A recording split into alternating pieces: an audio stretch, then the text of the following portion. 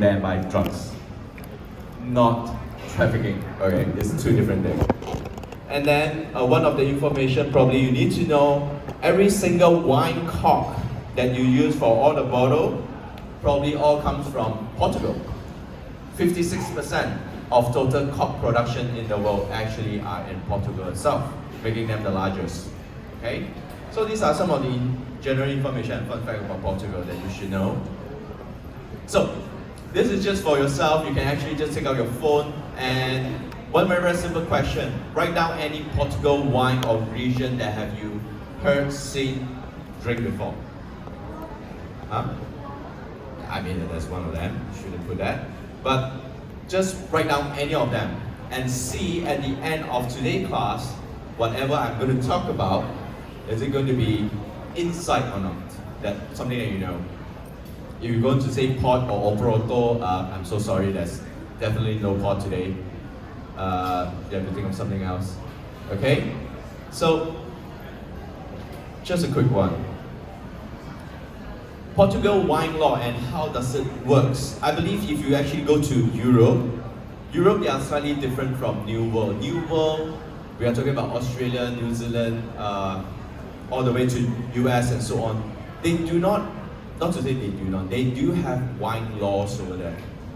For example, in New World, we are talking more on geographical indications. So let's say if you are flying to Sydney, one of the closest geographical indication region is actually called Hunter Valley. It's just 2.5 hour drive, if you drive a little bit faster. Up to the north of Sydney, you landed yourself in Hunter Valley. That is actually a GI, a geographical indication region. And to compare to what we have in Europe, where they, separated into two different types. One of them is called PDO, the other one is called PGI, protected destination of origin and also protected geographical indication. So basically this is to protect the benefits and advantage of probably I would say that what is actually going to be produced in that region or in the country itself. Like for example, in Malaysia, we do not do that for the longest time until recently. We do produce some single estate chocolate from Pahang. I believe some of you probably heard of it. And then let's say we are talking about Musang King. Okay, talking about durian right now. Talk about Musang King. Where can you get the best Musang King in Malaysia? Where? Raub. Any other places that you can think of? Penang. Okay, I have one Penang, I have one Raub. Any other places you can think of the best Musang King in Malaysia? Where is it? Anywhere? Okay, let's put these two places, Raub and also Penang. So who came out with the idea, or who came out with the criteria to tell that Raub actually has the best land? Who? Do you have any idea? No, right? We just eat. Then we just listen to the people that's actually planting the durian tree, and after that they say the best is actually from Raub. I mean, my grandfather is from Raub. Okay, but he never tell me that the best thing over there is actually durian, ever since I was a young kid. So, in Europe, they have a government body to tell you that this place is the best with these grapes or whatsoever. Reason why is they want to be protected. Let's talk about France right now. If you go to France, we go to the region of Burgundy. Burgundy is famous for Pinot Noir and Chardonnay, and probably you can find some Aligoté Pinot Gris over there, which is permitted. But let's say out of nowhere, one of the producers suddenly decides to make a Cabernet Sauvignon, which the soil, the climate, totally is not so good for it. And because I'm planting in that country, I can just do it because I wanted it to. There's no protection. That's the reason why this PDO and also PGI is created to protect those people that have been following the rules and regulation. Okay? So of course there are some facts and science behind after they do all these programs itself. So in France, usually you can find something called the AOP or AOC, the Appellation d'Origine Protégée or Contrôlée, AOP or AOC. You open any French wine, they'll probably tell you that where's the original country or village the wine comes up from. As long as they follow the rules and regulations settled by the government speaking, they are allowed to put AOC or AOP itself. Then after that, in Portugal, on the other hand, it's called DOP or DOC, which is very, very similar. If you go to Italy, they have something called DOC as well. It's the same thing. Okay, just different country, different language. At the end of the time, they just need to follow the rules and regulation. Part of it is the grape varietal. They always believe that a certain grape varietal should be only planted in a certain region, in a certain places, based on the soil, based on the climate. Next thing is actually the yield. How many wine trees you can plant in 1 hectare of land to make sure that your product is always up to a certain quality and standards. And then other than that, one of the things that Europeans doesn't do when it comes to wine is they do not do so much of what we call irrigation of water. They believe very, very much in terroir, in French. They believe that they have the lowest intervention when it comes to the harvesting itself. That's the reason why you can seldom see people do irrigation over there in France, in Europe itself, because they don't really do that. They believe that if this year is very, very hot, we leave it as it is. Okay, we believe in the climate. After that, we use our own skill to produce a wine according to what climate we have for this year. Whereas when it comes to New World, on the other hand, they do a lot of things to make sure there's something called consistency. So that's the reason why when you are drinking wine from New World, it kind of tastes similar every year because of the consistency that they are looking for. Okay, where French or the Europeans, like Spain, in Italy, they believe more on terroir, which every year is supposed to taste slightly different. That makes them unique and make it like an art that you are drinking at the end of the time. Okay, so the other one is PGI, which is we have IGP, or we call it Wine de France in France itself. Portugal, we call it the Vinho Regional. So, what is the difference between both of them at the end of the time? Let's use France. I think a lot of people know about France a little bit more. Let's say you are in Bordeaux region right now. Bordeaux region, we are talking about Cabernet Sauvignon, Merlot, Cabernet Franc, Petit Verdot, Carmener, and also Malbec as the blend of the wine itself. Okay, so let's say right now I'm an AOC. Suddenly I decided to blend a Syrah inside, which is only permitted in Rhone Valley and Languedoc-Roussillon. I cannot call myself an AOC anymore. I have to call myself a Wine de France. I have to downgrade one level itself because I'm blending a grape varietal that is from a different region or from somewhere else inside the blend that I'm having in Bordeaux itself. That's how it has a 2 level of over here, PDO and also PGI. Okay? And some of them, they don't follow rules and regulations. That's why they are being downgraded to Wine de France. So other places in Europe also they have it. Portugal, this is the one that you should have a little bit information. So there are total 31 different DOC or what we call a DOP in Portugal itself. Then after that, they have 14 Vinho Regional, which is what we call the bigger region. Let's say if you want to compare to France, the different region, Vinho Regional over here we are talking about, one of them is Bordeaux, one of them is Loire Valley, Champagne, Languedoc-Roussillon. Those are the bigger VR that we have in Portugal. Portugal, they have a few bigger ones. If you look at this picture map, so we have total of 10 or 11 different VR from Portugal itself, including Madeira. There's actually 12 over here, which is a secluded island somewhere far away from the mainland of Portugal itself. Very, very similar to our Penang and also our inland. I'm not so sure what's the inland. I think it's called Butterworth. Yeah. So Butterworth and also Penang Island. It's the same thing over here. So the one that we are talking about, probably the most famous and everybody heard before, is probably the Porto DOC, which you have the Porto River flowing through in between the region itself. That's the most famous one that you can get, or probably everybody heard of it most of the time. For one very simple reason, it's sweet and high in alcohol.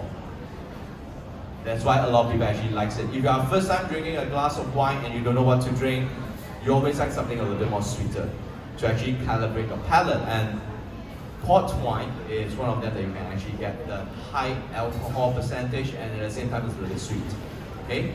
But If you look at the whole map, okay, they are literally as big as some part of other places that producing wine in the world. They are just not famous, okay, for one of the very simple reason.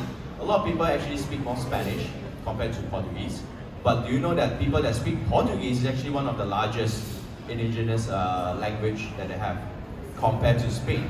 I mean, compared to Spanish. Actually, there's more people speaking Portuguese than people that are speaking in Spanish. Okay, that's one of the very fun fact. You know, that I searched through online and I found out that a lot of people actually speak Portuguese instead of Spanish. But the Portuguese wine is just not as famous as Spanish. Okay, compared to what we have 30 years ago or 40 years ago. Only recently, I believe that Portugal wine has been expanding a lot more towards outside of the country. Okay, so one of the very famous white wine that I will talk about today is actually called Vinho Verde. If you direct translate that word, it means green wine. Okay, but maybe you heard of Albarino from Spain in the region of Rias Baixas, but probably you don't heard of Vinho Verde. Using the same grape varietal, mainly over there it's called Albarino as well. They're actually the same grape. Two different countries, two different regions. And if you look at this map, right on top over here is actually Rias Baixas, just right on top of Vinho Verde. So they kind of share similar grapes varietal, especially on the northern part itself. But a lot of people are actually focusing more on Spain because Spain is more famous compared to Portugal. Okay. Later when you try the wine, probably you fell in love with it. So other places that's probably a little bit more famous in this map is Setúbal, over here. Why Setúbal is actually a little bit more famous in the map because Setúbal is a region that produces a lot of Muscat de Alexandral. And this Muscat de Alexandral is used to make into sweet, I would say 45 but slightly higher in alcohol kind of wine. Okay, so that's the reason why they are actually quite famous over here. Other than that, maybe Down, which is very close to Porto, which produces one of the most, I would say, powerful red wine over there itself. Okay, so if you see in this map, there are actually quite a lot of regions that you can explore at the end of time in Portugal. Why Madeira is separated, and I purposely mentioned it inside, it's not in the Society of Wine Educator map, is because Madeira and Port, they are very similar because they both produce fortified wine, but in a different way. The port that you have in Portugal is basically adding spirits, but the one that you have in Madeira is not really adding spirit, but cooking it, high up in a certain temperature to reduce the amount to increase the alcohol as well. Similar stuff, but the method of making is totally different over here. Okay. So, by looking at the map, this is probably one of the ways that's easy for you to categorizing to the region itself. Is based on what are the climate in different regions. Okay, so when I talk about maritime, Mediterranean, and also continental, maritime is basically all the regions that's very close to the sea, have a lot of influence from the sea, and probably sometimes they have a lot of rain. Mediterranean basically is a mix between maritime and also continental, whereas continental is more inland. If you want to compare to Malaysia, context is very simple. If you go to Port Dickson is a maritime climate. Close to the sea, have a lot of sea influence. Then after that, Mediterranean, let's see, maybe Seremban, not to say Seremban. Any part of it have sea, but not so much of sea. Maybe let's talk about Klang. Klang, you have those that's closer to the sea, and then after that you have some inland. So the inland part of it is basically that you have some river that's flowing through from the sea itself that is more towards Mediterranean and Klang itself. Continental is like in Kuala Lumpur city center. Okay? So what makes it different on the continental and also maritime over here? They have a lot of rain's influence over there, making the region or the place to be a little bit more colder almost all the time. But when it comes to Mediterranean, they have similar influence of it, but the afternoon time can somehow become a little bit more hotter. Continental is always very hot. Just imagine that you are in Kuala Lumpur, in the city center itself, it's always very hot. But at night time, the temperature can drop almost to 10 degrees Celsius differences. We are talking about Europe, not talking about Malaysia right now. So continental climate in Europe, during afternoon, it can go up to 25, 26 degrees Celsius, which is considered quite hot over there at the moment of time. At night time, continental climate, it can drop all the way down to 12 degrees Celsius. So making it, we have a very varieties of a day and night variation of temperature, making the wines over there to be more suitable to have all the red grapes varietal. So you can search online, Douro, Beira, Trás-os-Montes, Taura, Barossa, Alentejo, all these inland places, they are more focusing in red grapes varietal. Whereas when it comes to maritime and Mediterranean, they have both white and red, and some of them even have sparklings over here. Okay, so that's usually how we use the climate to determine on the region and what are the grapes that are actually planted over there as well. Okay,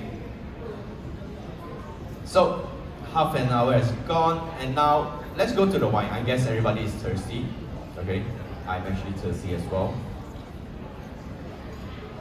So today we are going to try something different from Portugal. We have one sparkling, two whites, and also two red wine itself. Okay, so Cave de Montanha Reserve Premium, Gerryko, Power Escoja, Vinho Verde, and also we have our Vinho over here. Then after that we have Carlo Tinto and Superior Tinto. So basically, just a little bit information over here. When you are actually in Vinho Verde, they planted a lot of different white grapes varietal. So as long as you are blend within the same grape varietal that's permitted in the region, you can call yourself a Vinho Verde. But in order for you to use 100% of our Vinho at the front, means that it has to be 100% of the grape varietal. Like I just mentioned, it's slightly different from New World. If you are in Australia right now, even though the label is written there Cabernet Sauvignon, there is a chance that they have blend up to 15%. Means that as long as you're within 15% of another grape varietal, they can just put as a Cabernet Sauvignon. So that's what works in New World. Unless you are from a very, very good producer, then they say it's 100% Sauvignon, means that it's 100% Sauvignon Blanc, something like that. Okay. If not, if you look at some of the labels from newer wine, if they tell that it's a Merlot, it's a Cabernet Sauvignon, and if you go to the internet and start searching for the information of this wine, when you read the technical sheet, which is the place where you can find out most of the information about the wine, you'll be surprised there will have some blends inside sometimes. Not all the time, but sometimes you can actually have that because they are allowed to do that. But in old world, let's say if I put 100% of that individual grape varietal over there already, it has to be 100%. It cannot be a blend.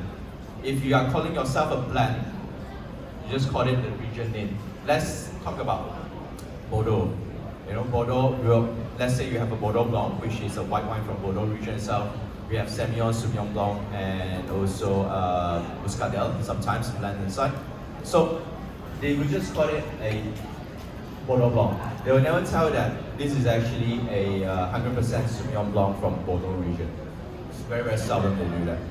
Okay, because they always like to do a blending over there.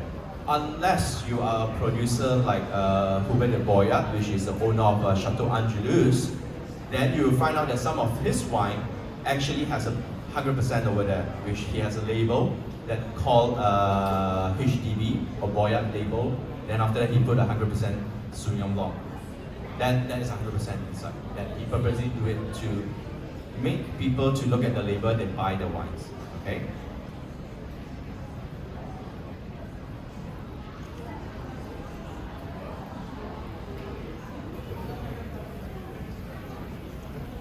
Alright, sorry. I think we'll go to the sparkling after the white. So the first white that you have is actually Gerryko Power Escoja Vinho Verde. So basically, when we see Gerryko is a cooperative. When you talk about cooperative, probably you are not so sure about it. Cooperative basically means that they buy grapes varietal from all the farmers, and after that they produce wine in the factory itself. That's what cooperative means. Okay, it can be the farmer itself or the person that actually planted the grapes itself. He doesn't have money to buy his own factories or all this equipment. So he went to a cooperative pay them a sum of money to use the technologies or the equipments over there to produce their own wine. That's what cooperative works in the region of the whole Europe itself. So what happened is this cooperative is actually found in 1964. I didn't put the name out. Then the label that you have over here is actually called Pawal. Okay, Pawal basically is a direct translation to means peacock. That's why when you look at the label or over here, there's a peacock label at the back. The region itself is called Vinho Verde, but it's actually a blend of grapes. And if you go to the internet and start to find the information about this Vinho Verde grapes itself, there are a lot of them. So this producer that labeled Pawal, actually every year he used a different blend. Okay, so this year the one that we have is actually a 2023, right? Recently. Okay, so 2023 is basically a Lorero, Ariento, and also the Avarino. So these are the three grapes in the blend. So if you look through some of the information in the internet, in 2019 is actually a blend of Lorero, Ariento, Treja Dura, and also Azal. So basically every year this producer of Pawal, he makes different wine blend inside the wine itself. Like I just mentioned, because at the end of the time you need to look at your production and they need to look at what are the grapes that's actually being able to plant in that region or that place itself that produce better grapes fruits quality. So he blend according to the quality that he has inside. But one of the main blend over here is always the Ariento and also Lorero. These are the two grapes. Okay. So the production of this wine is pretty simple, very classic, which is just fermentation in stainless steel tank and also aging in stainless steel tank, making the wine to be very crisp, light. Doesn't have much influence of the oak barrel. So one of the things that a lot of people ask me whenever drinking a glass of white wine, they found that sometimes when you drink a glass of white wine, there is a lot of flavors of oak barrel aging inside. So I will just mention this very simple. When you are having an aromatic grape varietal, means that a grape varietal that you have your own flavors. Sauvignon Blanc is one of them that have your own flavors. Riesling is one of them that have your own flavors. Then after that you have some other grape varietal, mainly from the region of Alsace, like Gewürztraminer, Muscat, and also Pinot Gris. They have their own flavor, very less they will actually age in oak barrel. Wine like Chardonnay, which is a neutral grape varietal, that you add any techniques in making the wine, then they will do it in oak barrel aging. Because it's more neutral, there's not much of flavor from Chardonnay itself. That's why they need to use wine techniques to make small flavor. So when it comes to these blends of grapes itself, because they are so complex and so on, and some of them, like Ariento and also Treja Dura, both of them are considered aromatic grapes, which they have their own flavor profile like floral notes and so on. So if they actually have oak barrel aging itself, you will kind of disturb, okay, or make it a disadvantage for these flavors to come up even better. That's the reason why they prefer to make the wine to be as clean as possible when you have from this wine, okay?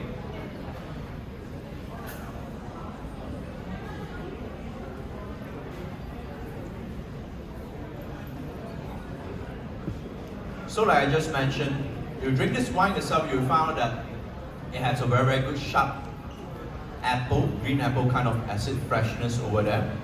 Then after that, at the same time, you have some very light floral notes, honeyish coming out from the back.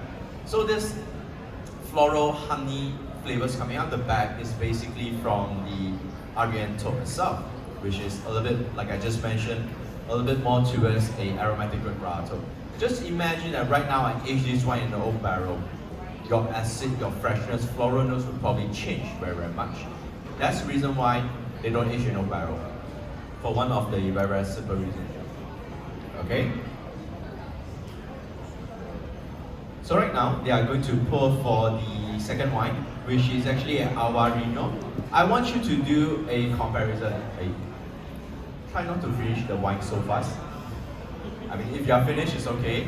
I get a little bit more, so I can refill it for you. The reason why I want you to do a comparison because the grape varietals actually come from the same region. So when you come from the same region, usually you kind of are able to capture certain flavors that are the same.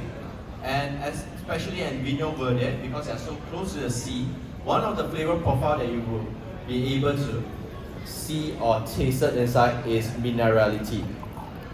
Okay? The minerality that I'm talking about is basically a little bit more saltiness character over there.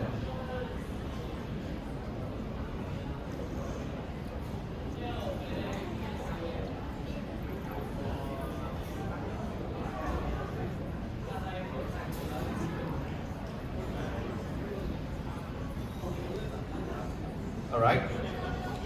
So, for those that have first wine and second wine, please do a comparison of it. The second wine is actually from the same region itself, but the grapes is 100% of Albarino, okay, which is similar to Albarino. And then over here you can see that it's stainless steel tank fermentation, French oak barrel aging, and then after that bottle aging. So Albarino or Albarino, they are basically the same grape varietal, and they are considered a little bit more towards the neutral style of wine, which always produce very fresh, sharp acidity. That's the reason why a lot of winemakers in Spain and also in Portugal, they would like to actually age their Albarino or Albarino in oak barrel a little bit, just to soften down the acidity, to make it a little bit more palatable.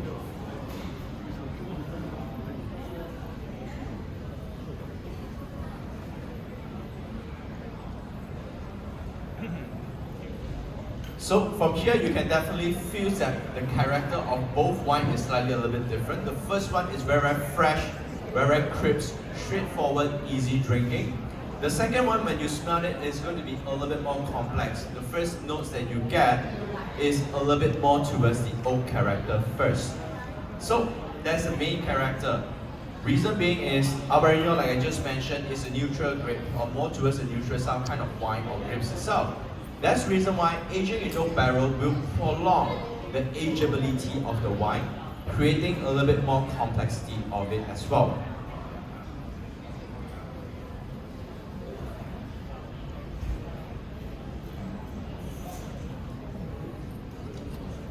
So you still get the same freshness acidity, but the other one, I mean the Albarino actually have a little bit more oaky, a little bit more depth compared to the first one.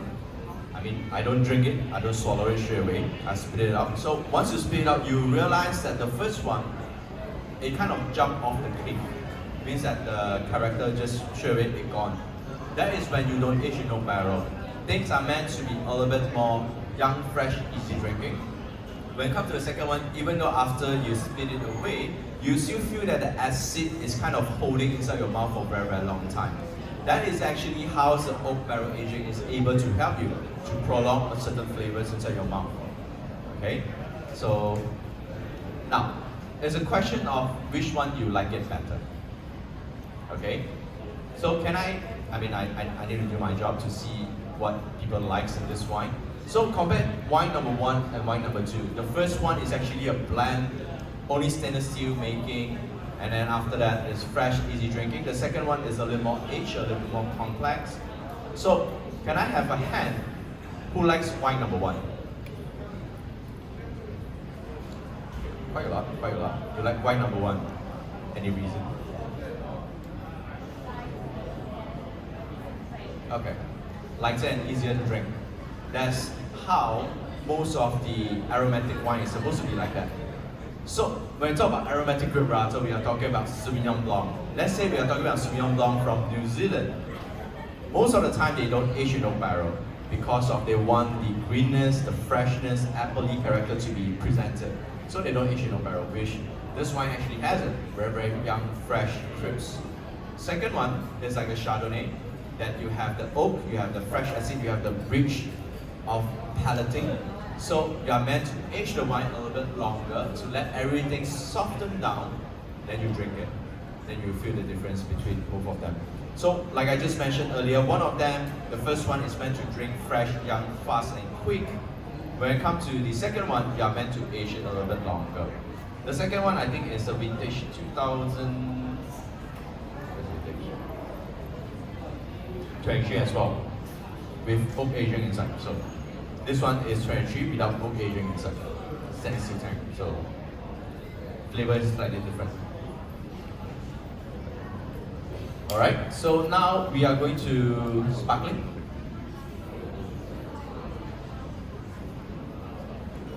Alright, so this sparkling is actually coming out from a very, very interesting place. Okay, Cave de Montana.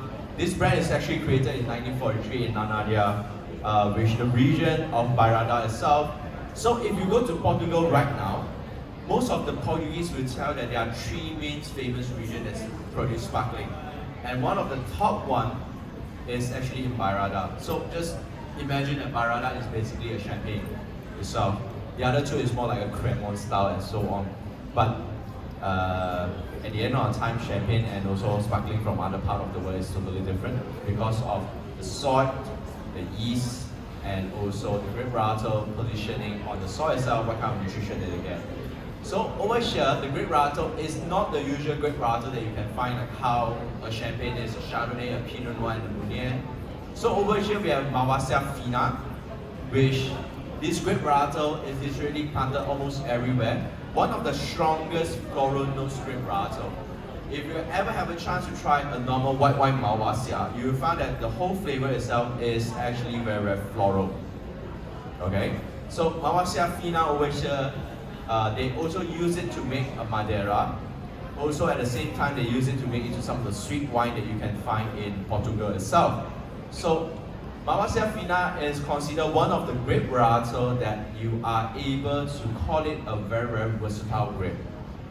Versatile grape because it can make into any range of wine that you want. It can make into still wine, it can make into sweet wine, it can make into sparkling, and also a 45 wine.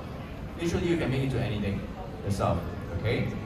Then after that, we have Bika and also Fernand Pires. Both of them is also a white grape varietal, but not as famous as Malvasia fina. Most of them they use Malvasia fina for the flavor profile. Bika and Fernand Pires is more towards the mineral and sharpness of the apple character. Last but not least, we have a red grape varietal called Baga. So Baga basically is one of the red grape varietal that they use a lot. So like anyhow, all the champagne actually works. You have red grapes and also white grapes. So the theory behind is actually the same, where the Baga grapes is to give the sparkling wine structure. When you drink it at time, you can feel that it's a little more long lasting. Then the Malvasia fina is the one that giving you more on the aroma profile.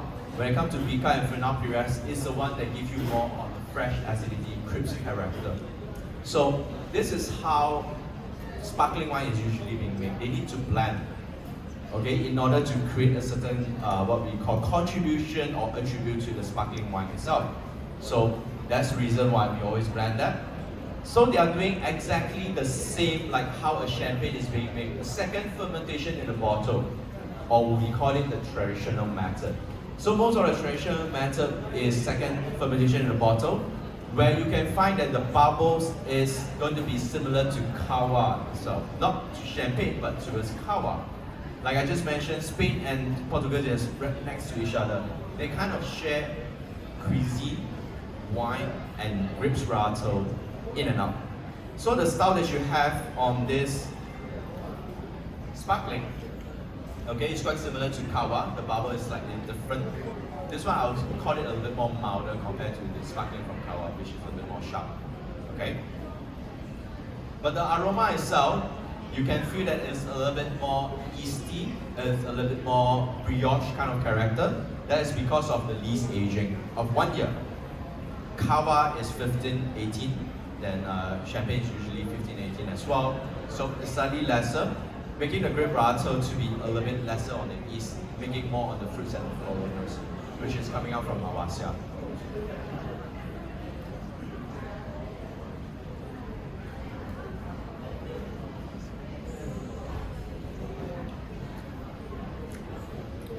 The palate itself, I think a lot of people will actually agree with me, it's like a green apple juice finishing.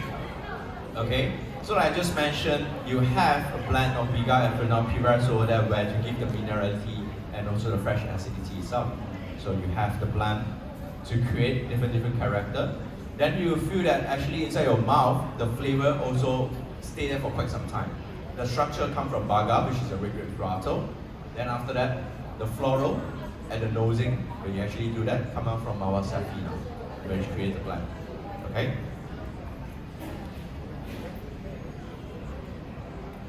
How do you actually like this sparkling? Yeah.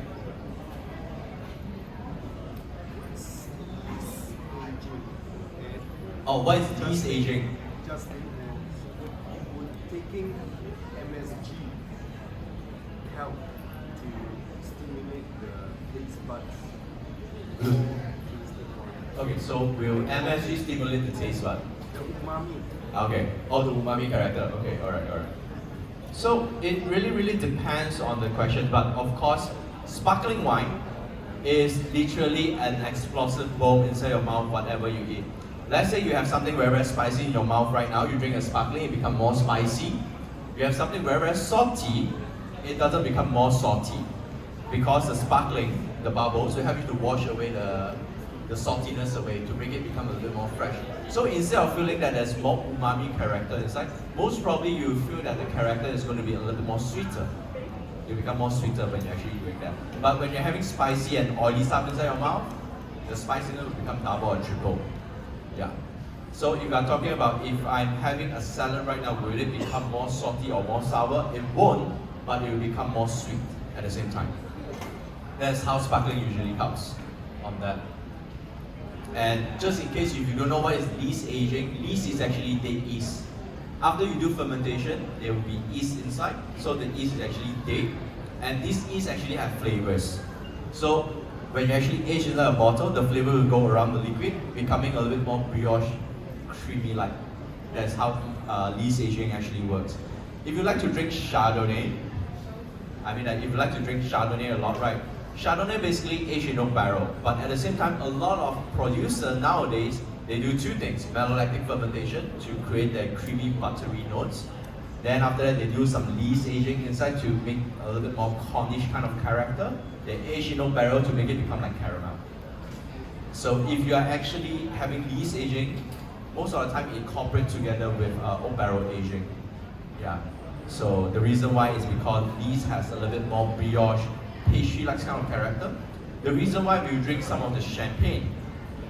Let's talk about Dom Perignon. I think pretty much everybody knows about Dom Perignon. So Dom Perignon aged in dead yeast, the champagne aged in dead yeast for 7 years minimum.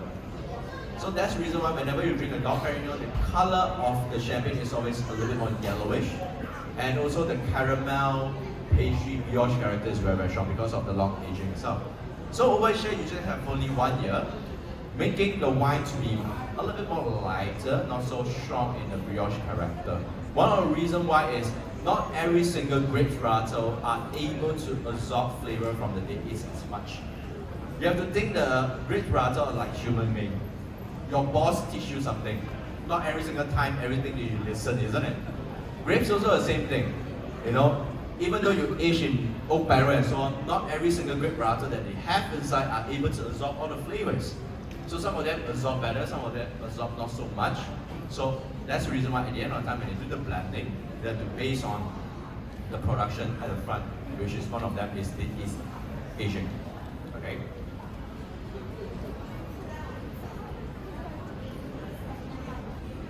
It's actually the same. It's just that the years of in the yeast aging is different. Spanish cava is 18 months. Yes.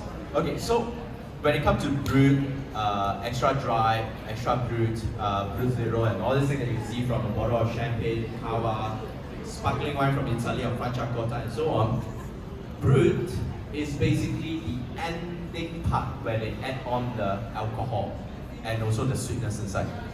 Reason being is when you are aging your sparkling with your dead yeast, it's still inside, right? But when we pour the sparkling out right now, it's very clear, correct? So they have to do something called the degorgement or degorge. So this degorge is basically techniques to remove the dead yeast inside by freezing the neck. So after you freeze the neck, you pop it open, so the yeast will comes out because it's frozen already, and then the liquid from inside is going to explode out, some of them. So by adding back some grape juice with a certain level of sweetness, they will fill it up, that's why it's become brut. When it comes to cava, the sugar level amount is always very, very low. That's why the brut character is much more stronger. Like champagne usually is brut or extra brut itself. The sweetness actually comes from the aging of the yeast. It doesn't mean that inside have some sugary character inside. So when you're drinking some of the sparkling, that they put dolce over there or doux. So basically those are the sweet one that you have like 50 grams above of sugar amount inside the wine being added at the end of the time.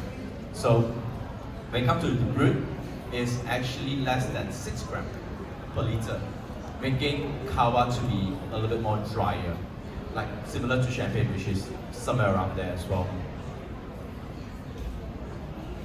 And oh yeah, forgot to mention one thing. Back to that question, also depends on the grape varietal. Chardonnay is neutral, Pinot Noir is very, very light. So even though you add, if you do like without less of sugar, which is called extra brut or brut, you don't really feel the sweetness.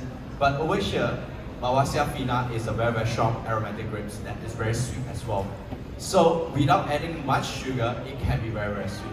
So at the end of the time, it also depends on what are the grape varietal that you're using for the sparkling that will create the difference. Okay? So last two, we have the Quinto de Coda. Okay, sorry, Cado. We have a Cado Tinto, which the company actually established in 1932, almost 100 years already, and they got certified in 2009. So one of the very special thing about this producer, Quinto de Cado, is because of the wine tree itself, mainly planted above sea level of 750 meters. If you go to France, the highest one that they have winery or trees over there is probably 600 plus, which is Chablis and Champagne. But if you go to Spain, Portugal, Italy, some of them can be as high as 1,000 over meter. And 750 meters is considered quite high, compared to the one in France, making this red wine to have a very, very nice fresh acidity over there, not like the usual wines that you drink. The region is called Beira, DOC. And then after that, the grape varietal, there's 3 of them, which is a blend, Touriga Nacional, Tinta Roriz, Touriga Franca. So probably one of the grape varietal over here that you've heard of, Tinta Roriz. Tinta Roriz basically in Spain is called Tempranillo. Your Rioja, your Ribera del Duero, the Tempranillo is actually the same grape varietal, just different name over here. So what they do over here in this red wine, they do something called the pumping over for gentle tannin, partially aged in French oak. So pumping over and the other method of making red wine is called punching down.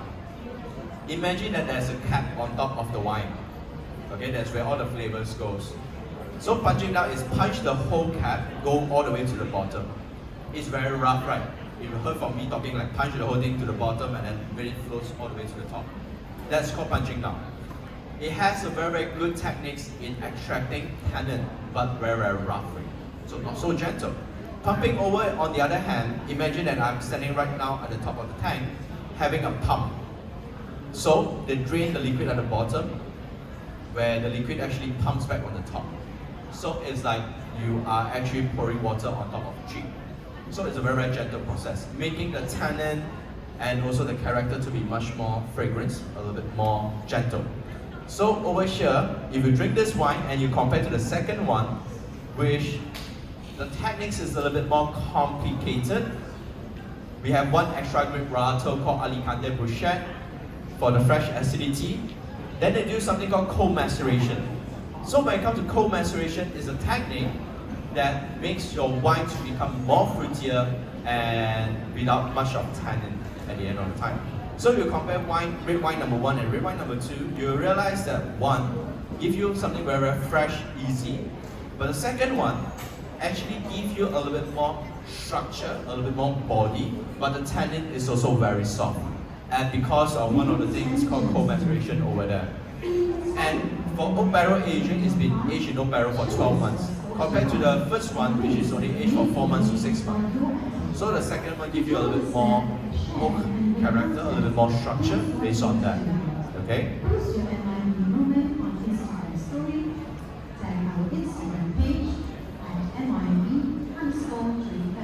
Then the other thing you can look at between wine number 1 and wine number 2 is the color. So you can see that wine number 2, the color is much more deeper. Wine number 1 is actually lighter. But when you smell that time, the structure, the character, wine number 2 is actually more powerful. But when you drink it, the tannin is soft. One of them is because of oak barrel aging. The second one is because of pumping over and also cold maceration. When you do cold maceration, you are able to make your wine to be more fruity because of your cold temperature. That there's not a lot of things happening inside the grape. It's just like human being again. When you are in winter time, right, you don't really want to move, isn't it? Ask the people that stay in 4-season country. Most of them will say that, oh, summer, they'll be so happy, go to the beach side, you know, and do all these activities and so on. But during winter time, after work, they say, I will go home and sleep. Same goes to the wines over here. During cold maceration, it makes them to be very, very weak, or they do not want to move too much, resulting that you have very, very good fragrance of the juice character. At the same time, the tannin to be very, very soft. So you put a little bit more effort in making this Quinta de Cado on the reservoir itself. So reservoir basically in Portugal is very, very different from Spain. Spain reservoir, you have to follow rules and regulation of how many years in bottle and how many years in barrel. In Portugal, you don't need to. You just need to age more than your previous wine. Like the first one is actually being aged for 6 months to 8 months. The second one is being aged for 12. So I can call it a reservoir. Very, very similar to the case of Italy as well. I mean, especially in Tuscany, not in other part of it. Alright? So, what do we have over here? Probably a little bit more information what you will hear in the future about Portuguese wine. We have Malvasia Fina, Pica, and Fernão Pires, which is the white grape varietal that we make into sparkling. Ariento, Trejadura, Rorero, and Azal, and also Alvarinho, I forgot to put inside, that we use to make Vinho Verde. The red grape, Baga, is actually to make sparkling. And after that, Toriga Nacional, Roriz, Franca, Alicante Brochette is the one that we use to make into red grape varietal or red wine in Portugal, in the region of Beira. So the region that we go through, Bairrada DOC, Vinho Bihar. Vinho is basically the bigger picture of Vinho Verde. Then after that, we have the last one, which is Beira, from the red wine itself. Okay? So, yep, 1 hour. I know information is a lot. You might not be able to absorb too much, but I only have 1 hour, that's why. Yes, sir? I go to my brother's place, he asked me white wine or red wine in the afternoon. What should Well, white wine or red wine in the afternoon, that is a question of selections and what you want to drink. Personally, I will drink white during afternoon. Afternoon is so hot. I mean, without aircon, it's hot. A glass of white wine that's cold is good enough. Imagine that for like outside patio, 35 degrees Celsius under the sun, you drink a glass of Shiraz at 14.5% of alcohol, you feel very hot, man. So during afternoon, most of the time, I drink white. Oh wow. Yeah, true. Depends actually what you do at the end of the time. Most of my friends, we have selections of white and reds. We start with white, we end with red, regardless of what we do. Depends on the food pairing that we do as well. Depends on what kind of restaurant you are in. So yeah, just by drinking itself, most of the time I like to drink white. But I don't mind to have a red to finish like somewhere around 3 o'clock in the afternoon because the sun is getting down, so it's getting a little bit more warmer. At night, most of the time I drink red. Most of the time, yeah. I think it's quite similar to the case of during winter you drink more red, more spirits, and then during summer you drink a lot more white and rosé because it's cooling. Yeah. Can you tell me red grapes that are like Malbec, Yeah. Chilean, they grow in the higher altitude, so it's not so strong body compared to Yeah. Okay. So it's actually talking about high up in the mountain and so on. So it's very, very similar to the case of Malaysia. Let's talk about strawberry. You know, Malaysia, Cameron Highland is famous for strawberry, right? Do you like the strawberry from Cameron Highland? Why? Because it's sour. And one of the things that you actually plant high up in the mountain, one of the things that you're always able to capture is acidity. The higher you grow your plant, the more acidity they are going to produce. So Cameron Highland have very, very strong acidity in our strawberries because of that. And the second thing that we do not have enough is actually sun. If you plant high up in the mountain and you are in Europe, if you go to Europe, most of the mountain, they don't have clouds. They are directly heated by the sun. So if they are directly heated by the sun, means that they are able to absorb a lot of sunlight, which give to the wine tree to do photosynthesis, and then at the end of the time produce into sugar. So like strawberry from other countries like Korea, Japan, even though it's a flat land, but because of the sunlight, the sun is not covered by the clouds and so on, they are able to produce very, very good sweetness and good fresh acidity over there. But in Malaysia, we can't, because if you go up to Cameron Highland, either you are being blocked by the mist or you are being blocked by the clouds. So that's the reason why you go to Cameron Highland, it's always more acid, more fresh kind of thing. Same goes to the Malbec. They plant high up in the mountain. They are able to get enough sunlight, but at the same time, it's high up in the mountain. They are able to produce a lot of fresh acidity, resulting that the lighter version of the Malbec. Same goes to Shiraz. You drink some of the Shiraz nowadays from Australia. You heard the winemakers start to tell you, oh, we are moving our land from flat land all the way up to the mountain. For one reason, they want fresher acidity. I mean, again, it's all about, how should I put it? It's all about money and dollar and cents. If you make a Shiraz and Malbec that's so full body, at the end of the time, I serve 10 people, each of them have one glass and say thank you very much for me, I'm not making sales. But if I plant high up in the mountain, which costs me almost the same, I make my wine a little bit more lighter. You can have 2 glasses and the third glass is coming up next. I have more money. So it's the dollar and cents that's talking over here as well. I mean, if you want to talk about classic, usually they will remain at where they planted. Yeah. So I hope that answered your question. They plant high up in the mountain and what's the reason why? Yeah. Any other question?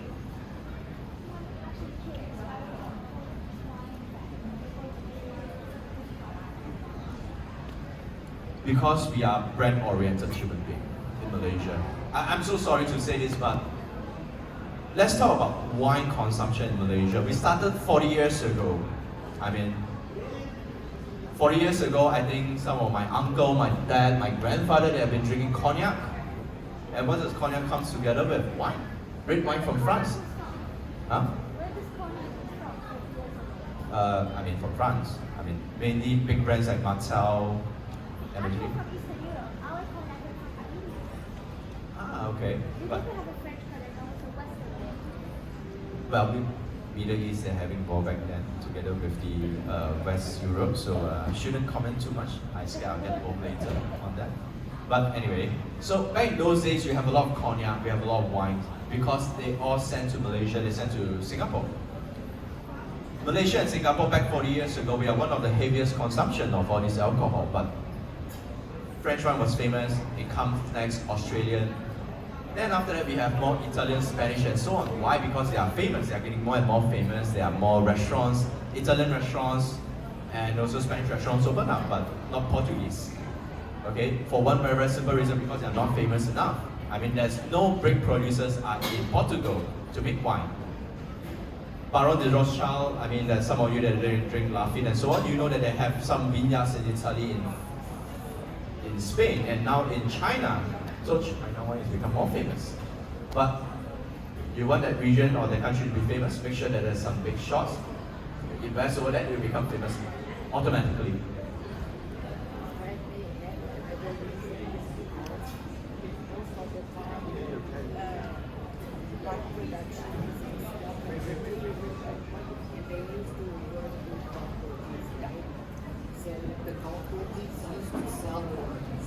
Only in the past 10 years that they started to make their own wines, different branding, and that means that they produce small quantities. There's only a few or few companies able to produce a lot of wine. So she was actually mentioning that Portugal is more cooperative style compared to other countries because they are not heavy quantity enough. In order to produce a certain quantity, you need a certain amount of wine we produce over there. Yes, sir?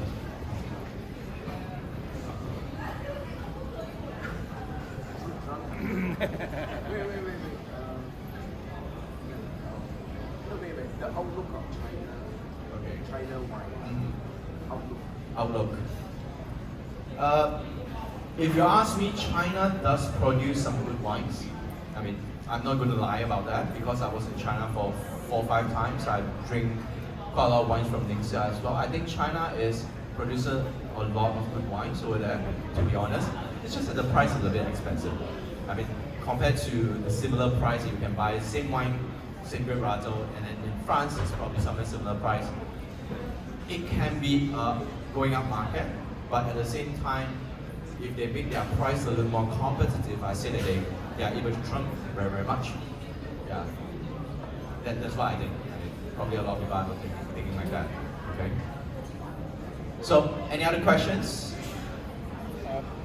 On the rates.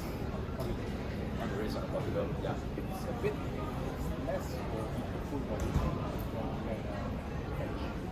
Yes. Is that because of the rates, the process, or? Okay, so the question is, the red wine from Portugal are not so full-bodied compared to France. Like I just mentioned, if you go to Rhone, you go to Bordeaux, they are like 200, 300 meters above sea level. Some of them are closer to the sea, and then yeah, that's one of the reasons because of they do not have Proximity of the grapes. Yes. So if you actually drink some of the wine that they make into port and Madeira, those are super full body, even though they make it to red. Because of that region can be very, very hot. And then if they are planting more on the lower land, it can be very, very full body as well. So much of the process. The process can also make it, like just now I mentioned over here, cold maceration. So if you are using a normal temperature maceration, the body can be quite heavy. So cold maceration, another thing is to lower down your body. So it's similar to even whatever is low and cold, right? It's much more fresh and acid. It's quite similar to how we drink our wine. So imagine that you're drinking a white wine in a normal room temperature, like 15, 16 degrees Celsius. The fruit's character, the body, everything will become a little bit more elevated. Red wine, if you serve it a little bit more colder, like Shiraz, you serve more cold, right? There's no body, no much of tannin and so on. So that's one of the reasons. So cold maceration over here, it does help to restrain, you know, the body to be a little bit more heavier. Is that most of the time in the Portugal wine? Oh no, it's actually not. So cold maceration is more like a modern style of making. They are trying, like I just mentioned, it's a dollar and cents thing. If I make a full body wine, you drink one bottle, I'm not going to make much money. But if I make it lighter, you're going to have your second and third glass if you like it. So yeah, a lot of people are trying to make wines like that nowadays. Yeah. Okay. Where's the wines available in Malaysia, Mr. Lee? Huh? I mean, when, where? Yeah. So actually over here, thanks to Mr. Lee, he's the importer of Portuguese wine. He's also a friend of us that always we drink together. Yeah. And personally, I think this is the second or third Portuguese wine still not fortified. And then he has sparkling as well. That's why I found it quite interesting to actually drink all this wine. I mean, not a lot of people can afford a 500 ringgit of Bordeaux nowadays, every day, right? But similar character, lighter body, easier drinking at 100 over ringgit, I think it's much more better. I mean, exploration. Okay, so yep, pretty much that's all. Oh, one more question. If you would want to pair this with wine. Okay, that's asking for food pairing over here. Okay, sparkling. One of my best pairing of sparkling. If you are a Malaysian or you are Asian, you like more spicy food inside your mouth, drink sparkling. Sparkling makes everything spicy. I mean, makes every spicy food more spicy. One other thing, dim sum. That's one of my best pair. Even the two whites over here, you can go with dim sum, tempura, something deep fried. If you actually have deep fried banana, you know, the roadside one, you can take the first one. A little more aromatic, oiliness, then after that you have your fresh wine coming in, it cleans everything away, makes you feel more refreshed. Second one, on the other hand, the Albarino, you have a little bit more oak body kind of character. You want to go with anything to have a little more flavor profile. I would say like fried rice or fried noodle. You know, it's actually good at. With a little bit soy sauce, it's okay, but not Hokkien mee. It's a little bit too strong for the white. Hokkien mee, I think, is better for the second one that has a bit more oak character, can actually leave for most of the flavors profile. The first one is a little bit more lighter. This one, maybe you want to go with a deep fried ayam goreng, the Malay style, the ayam masak merah, all this kind of thing, a little bit more spicy character. I mean, even Indian food, the second one, mutton biryani, you know, or mutton vindaloo and all these things, probably actually goes quite well because of the oak character. So yeah, that's, I mean, if you go more details, next time you just, you know, buy a bottle of wine. I'm always ready. Yeah, you know, we can actually go and have lunch, dinner together. Okay? So, is that alright? Yeah. Cheese. Personally, I think the white is better with some of the salted cheese. I mean, more salty kind of cheese, aged cheese. Parmigiano Reggiano, those kind of cheese that a little bit more aged cheddar. The first two is probably better. The next two is probably you want to go with cheese as, it can be semi-soft, it can be semi-hard as well, because like a Comté, let's say, yeah, probably Comté is very, very good over here. Even a Swiss cheese, a Gruyere, something a little bit more lighter, softer, Edam is quite good with the red over here. Yeah, that's my personal thought. I mean, I don't really eat cheese, especially blue. Blue cheese is the end. None of them actually can pair with chocolate, because chocolate is a little bit too strong and they have a lot of bitterness over there. Unless you are having a pot. A pot can always go well with chocolate, but a normal red wine like this probably isn't going to go well. But a white chocolate, maybe with a sparkling, is going to work. Huh? Thai food. Thai food go with white lah. I think the first one, the vinyo over there, they have a little more floral notes over here. This is actually quite good with some Thai food over there. Yeah. The second one is a little bit more heavier. Then you have to make sure your Thai food have some the Thai ingredient called balak that they put over there, a little bit more umami flavors. It's fermented fish sauce, so it's a little more umami. Then with the Albarino is better because of the oak character. Yeah. You can try. You know, you can always find me. Alright, so I guess that's all for everybody. Oh, 20 minutes to go back to St. Regis. Alright, thank you very much, ladies and gentlemen. Hope you enjoyed. If you want more information, you can find Mr. Lee over there. One more round of applause for Justin. I think this is the longest Q&A I've seen today. Justin, something from the organizers and MIFB as well. I'd love to hear your recommendations on white pairing with butter cookies. Okay. English sparkling wine. There we go. He's got a wine for everything. Very good. Fish and chips with English sparkling. There you go. So guys, look, if you want more tips on wine pairing, my suggestion is just get his number, buy him a meal, alright, and he'll give you everything that you need to know, alright? So his name is Justin Ho. If you want his number, let me know later. We'll pass his number around to you. Okay? Anyway, guys, thank you so much for staying this late. We have to go because they might lock you in here and we have no beds, right?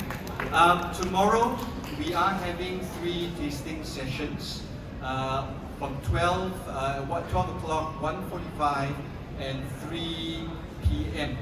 All right, 3:30 p.m. Sorry. So if you are around tomorrow, do drop by. If there are spaces available, there will be 5 vendors here, and you'll be able to taste a variety of things: beer, whiskey, spirits, and wines. Yes, sir. Are we having Justin? Are we having Justin? Unfortunately not. So get his private number, give him a ring. Thanks so much, guys. You have a good evening, and see you tomorrow.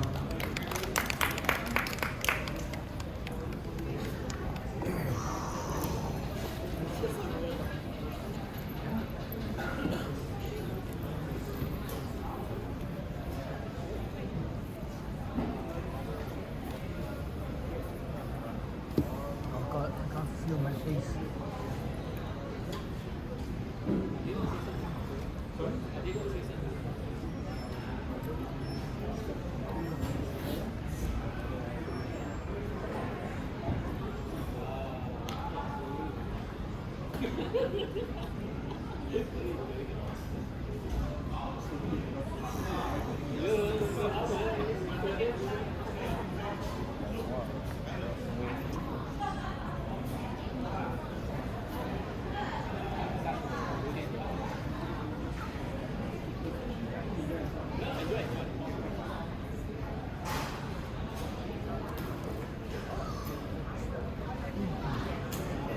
choice of going back home. I am smashed.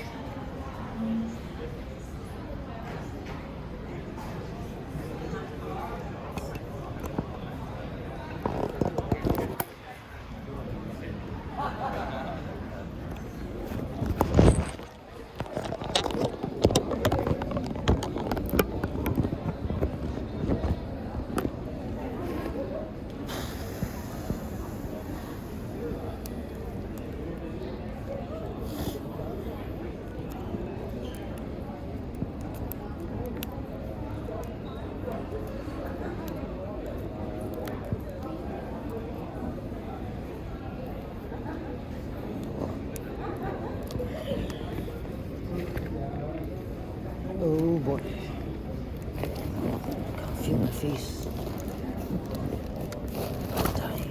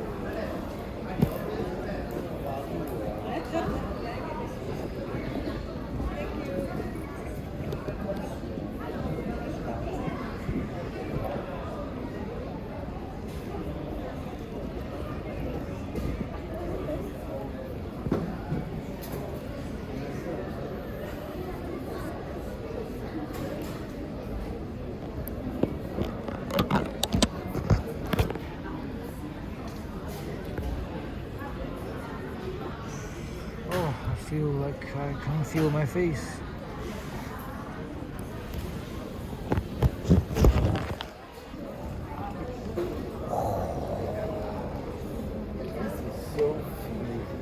This is so funny, you know.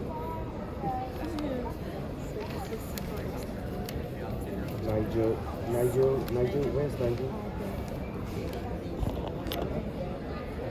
And then the other one. Where are your base? Nearby, behind Quail City Mall. So there's a economy with my infant, so the wine is Sorry, Colin? economy by Wisma Infinita in the building. Just behind Quail City Mall. Oh, There's a lot of Airbnb. So the ground floor is the wine. that's interesting. Okay, thanks very much. Good job. I must say I learned a lot from the presentation. It was good effort that you all We will put be in the having, education. We will be having a lot of masterclass also on this. Very good, very good. I appreciate it. Thanks very much. You are. No, No, thanks very much. thanks for Keep on the good work. Thank you.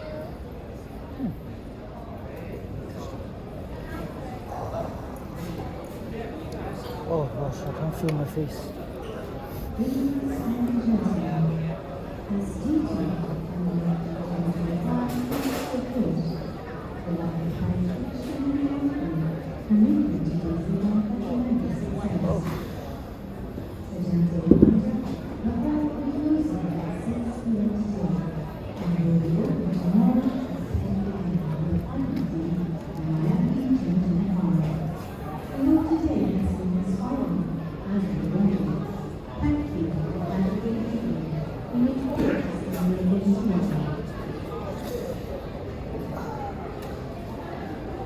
Oh boy.